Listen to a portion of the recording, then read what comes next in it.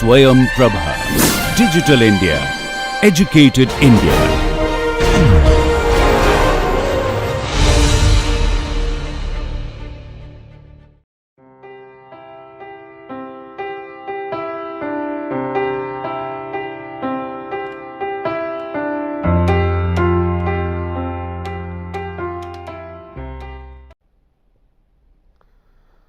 Okay, let me take a few more problem.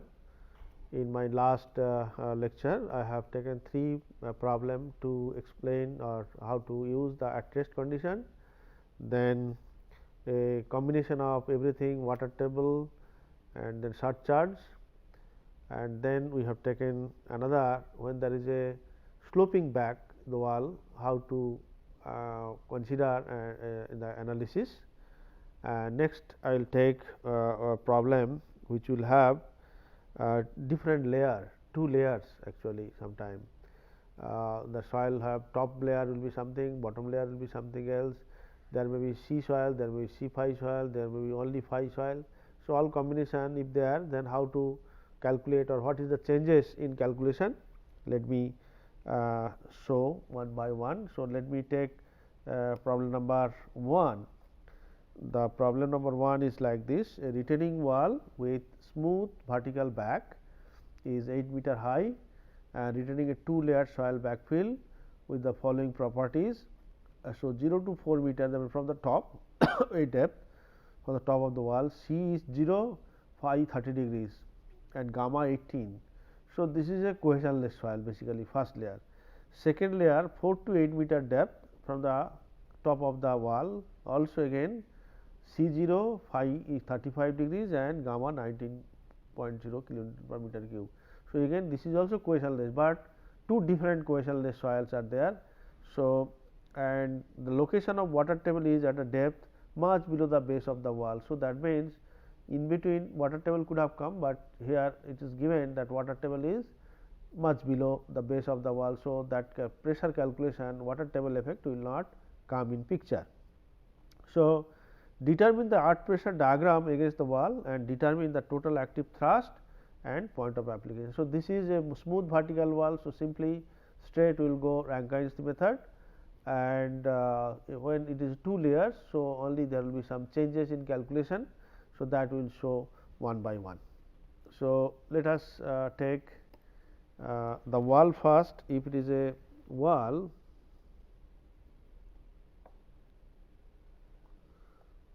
(8-meter) wall and up to 4 meter the soil is something. This is your phi equal to 30 degrees and C equal to 0 and gamma equal to 18, and here phi equal to 35 degrees, C equal to 0 and gamma equal to 19. So, and backfill also this level backfill. So, for these you have to find out, I can say K A 1 will be equal to 1 minus sin 30 by 1 plus sin 30. So, it will be 1 by 3 and K A 2, that means layer 2 active earth pressure coefficient 1 minus sin 35 degrees divided by 1 plus sin 35 degrees. So, this gives you a value 0.27. This is 0.333. Now, to draw the pressure diagram, I will do like this, and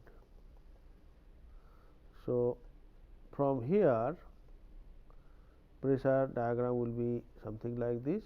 So, how it will be, how much it is? This will be 18 multiplied by 4 multiplied by 0.333. So, it will be equal to ultimately 24. Okay. and after this, so because of this soil this much pressure is acting here, and you can also at this level you can assume that this is a surcharge. So, this will be constant up to this will be constant for this soil. Because of this soil layer, what will be the pressure at this level? This much. Now, because of this soil layer, so you have to find out additional earth pressure. So, assume this is the 0 level. So, from here you will get the pressure diagram. So, this will be suppose something like this, and what will be this value? This is already 24, and what is this value? This will be equal to 19 multiplied by 4 multiplied by 2.27. So, that is equal to your 20.52. This is 20.52. So, we have now, that means we have to find out the thrust on the wall because of this backfill active thrust. So, this can be divided into 3 parts now, 1, 2 and this is 3. And so, you can find out P1 will be equal to half multiplied by 4 multiplied by 24, it will be equal to 48, and your P2 will be equal to 24 multiplied by 4, that is 96, and P3 will be equal to this one. So, half multiplied by 20.52 multiplied by how much? This height is 4. So, that is actually 41.04. Then your P A will be equal to 48 plus 96 plus 41.04. So, that gives you total 185.04 kilonewton. And now, we have to find out your point of, suppose this thrust is acting somewhere here P A. So, you have to find out what is the distance y bar. Now, this individually this is 3, this is suppose y 3, and this one suppose is acting at the midpoint. So, this will be suppose y 2, and this was suppose acting somewhere triangle. So, this is suppose y 1. So, y 1 will be equal to this 4 plus, from this reference 4 plus 1/3 of 4. Okay. So, this is actually 4 plus 1/3, and y 2 will be equal to this is. So, from here y 2 will be 4 by 2. So, 2, and y 3 will be equal to this one. So, 1/3 of 4 meter. So, this is the distance. Now, we can find out 185.04 multiplied by y bar will be equal to P 1 is 48 multiplied by 4 plus 4 by 3 plus 96 multiplied by 2 plus 41.04 multiplied by 4 by 3. So, if I solve for y bar, you will get y bar equal to 2.71 meter. So, when there is a 2 layer, if it is a single layer, it could have been 1/3 from the base, 1/3 of 8. How much it is? It is 2.666. So, if it would have been a single layer, whatever may be the phi, then I could have gone a single diagram, and your point of application of the thrust would have been at 2.666 meter from the base, and because of this we have done so much of calculation, and we can find out that the point of application is at a height 2.71, slightly above 0.5 meter, almost above, no, slightly actually 0.1 meter above. So, so this much is so this is actually what, if there is 2 layer soil, what is the change. So, this is the change. Up to this, the diagram will be 1, and this diagram at this level whatever pressure we get, that will be the surcharge to the next layer, and then additionally you have to find out for the second layer the separately. So, then we can find out the entire area to get the thrust, but instead of doing entire area together, what we can do, we can divide into known parts, known different parts of known areas. Suppose a triangle, rectangle, etc. area easy to find out. So, we divide into square and rectangle, or square, triangle, rectangle, and based on that we have determined the area for different components, and we have also determined the point of application of individual forces, and then assume that resultant forces acting at a distance y bar, and then we take moment with those all other force, and now resultant force you have to take moment, and they will be balanced. So, there will be moment balance. So, that from there actually we can find out y bar. So, 2.71, and if would have been a homogeneous layer, it could have been 2.66 meter. So, this is the difference finally we are getting. So, let me go to the second application. Second application somehow is a 2 layer soil again. Top layer is, you can say, is a phi soil, and bottom layer is a C phi soil. A retaining wall 6 meter high supports 2 layers of soil, each having thickness of 3 meter. The properties of the layer are upper layer C 0 phi 30 degree, gamma bulk 18, and lower layer C 10 phi 18 and gamma bulk 19. Determine the total lateral thrust and its line of action above the base of the wall. So, this is a 2 layer soil. Upper soil is cohesionless and bottom soil is with cohesion. So, you have to do again another layer soil. So, let me see what are the changes will be here. So, here 6 meter high wall, 6 meter high wall, and the layering is at midpoint 3 meter, and here actually C 0 phi equal to 30 degrees and gamma equal to 18. Here C equal to 10 only, phi equal to 18 degrees and gamma equal to 19. So, this one we can find out the pressure diagram here. So, again once again we can find out K A 1 minus sin 30 divided by 1 plus sin 30 equal to 0.333, and K A 2 will be equal to 1 minus sin 18 by 1 plus sin 18. So, that gives you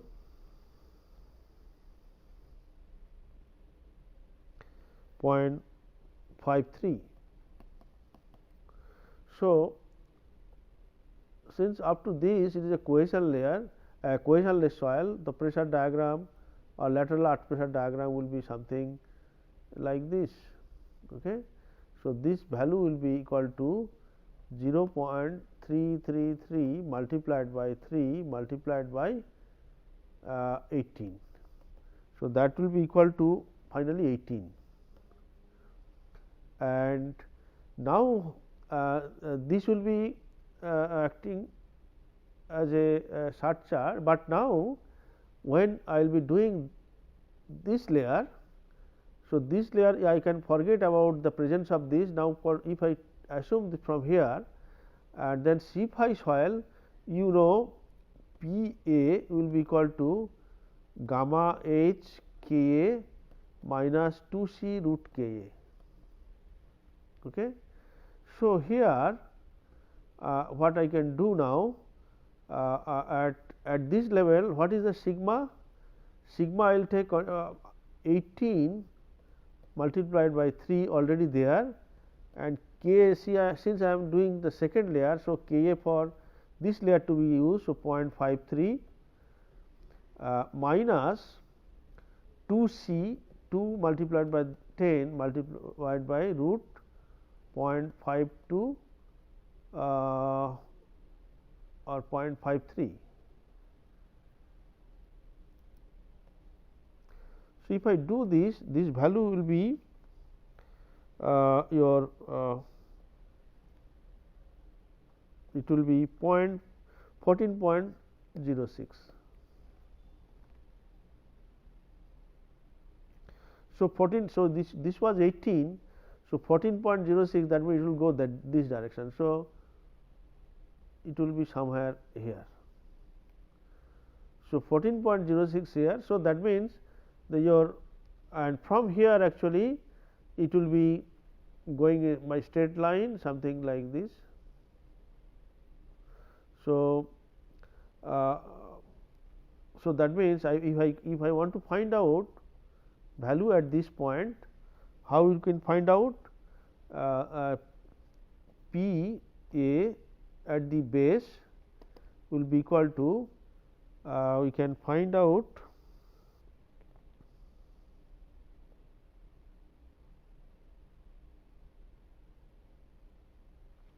so that can be found out 18 into 3 plus 19 into 3, this much sigma is acting, multiplied by Ka 0.53 minus 2 multiplied by 10 multiplied 0.53. So, this if you calculate you get 44.27. So, that means so this is 14.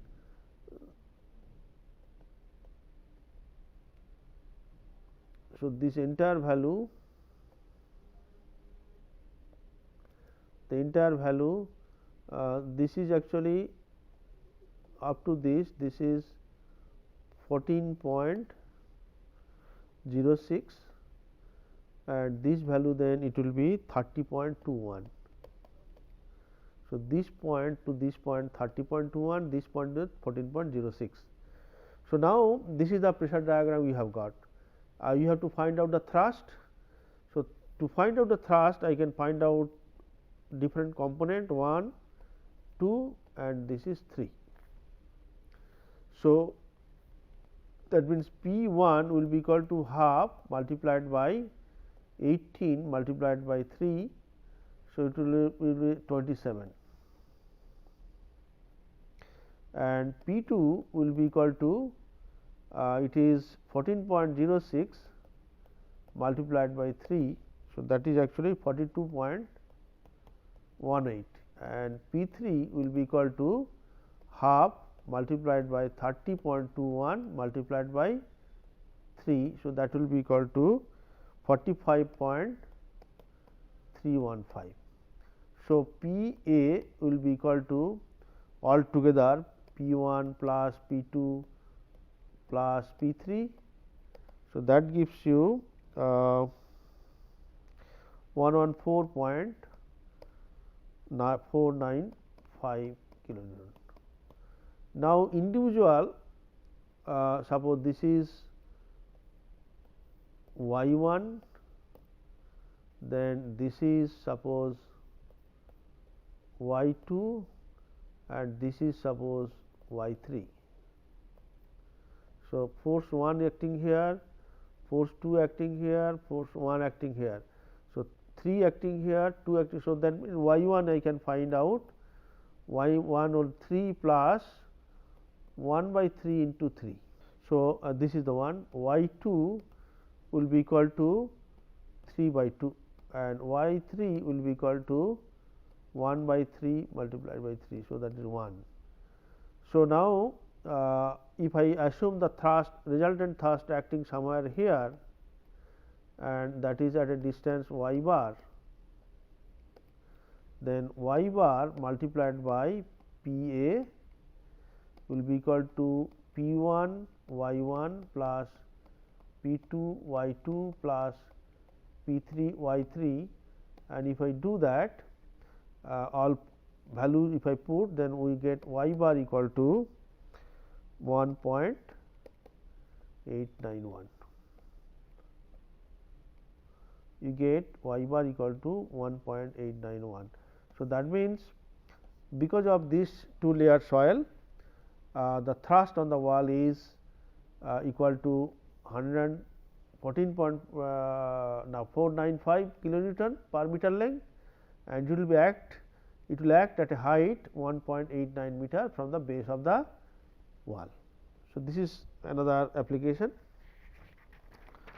and then let me go to the third application.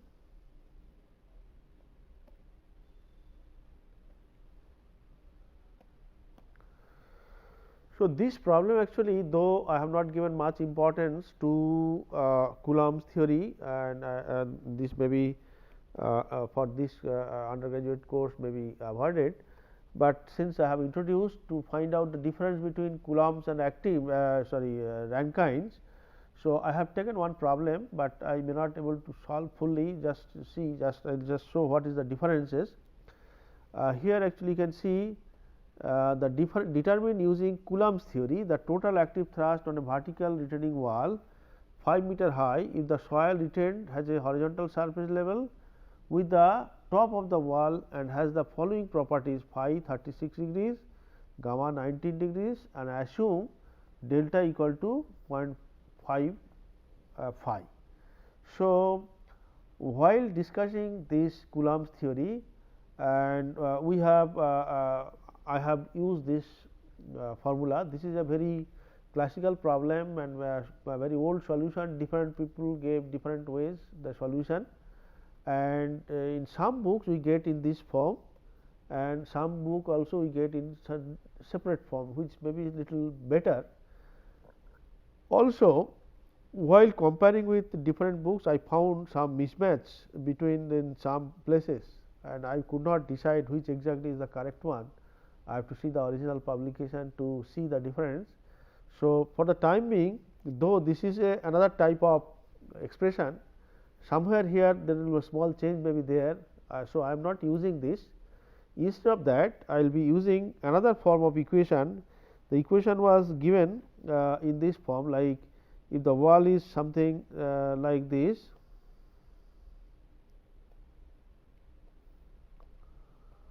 and if this is I and this angle is beta and friction angle is delta, I beta delta, then your expression for K A is given by sine square beta plus phi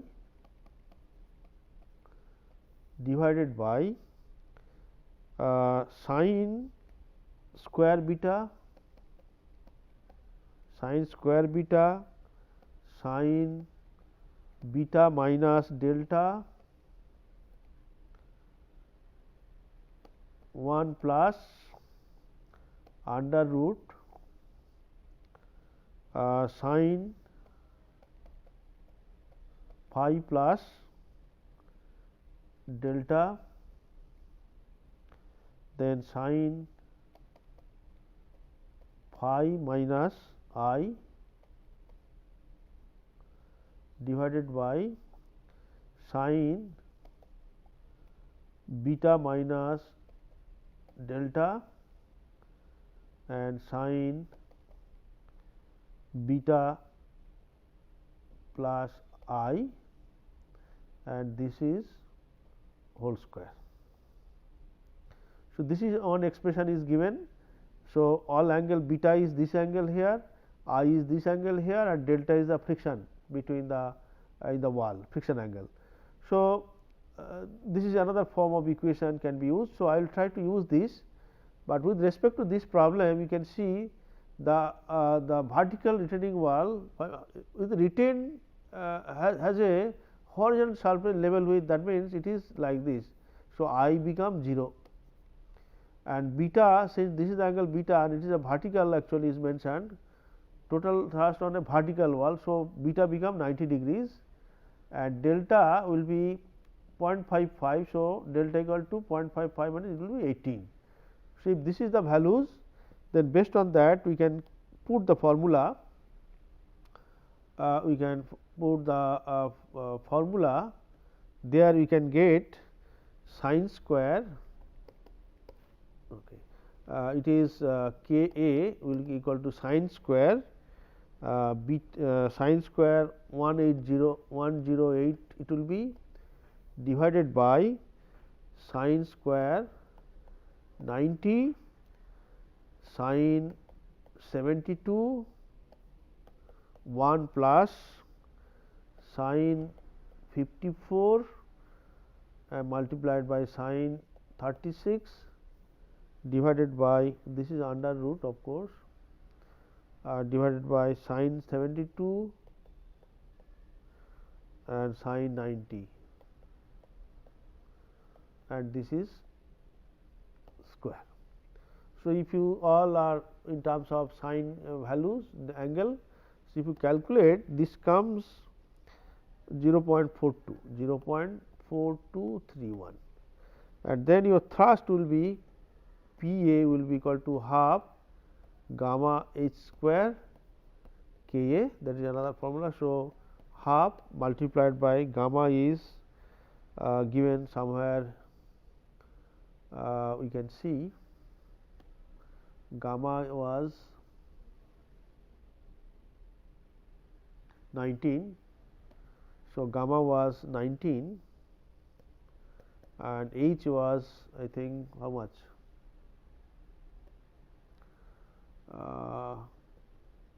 5 meter. So, you can say 5 square multiplied by K is 0.4231. So, this gives you a value 100.48 kilonewton.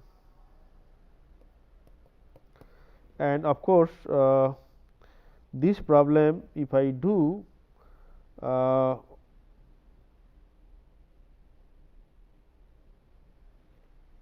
this is the vertical, we have considered vertical wall, and this was a 36 degrees. So, your if I this wall is something like this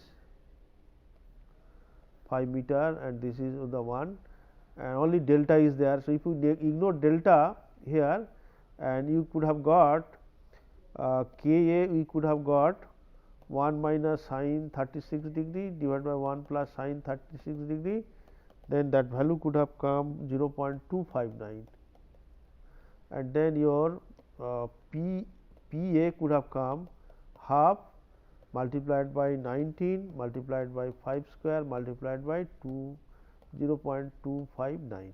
So, whatever the value it could have come much smaller compared to this one. So, this is the difference between Coulomb and Rankines.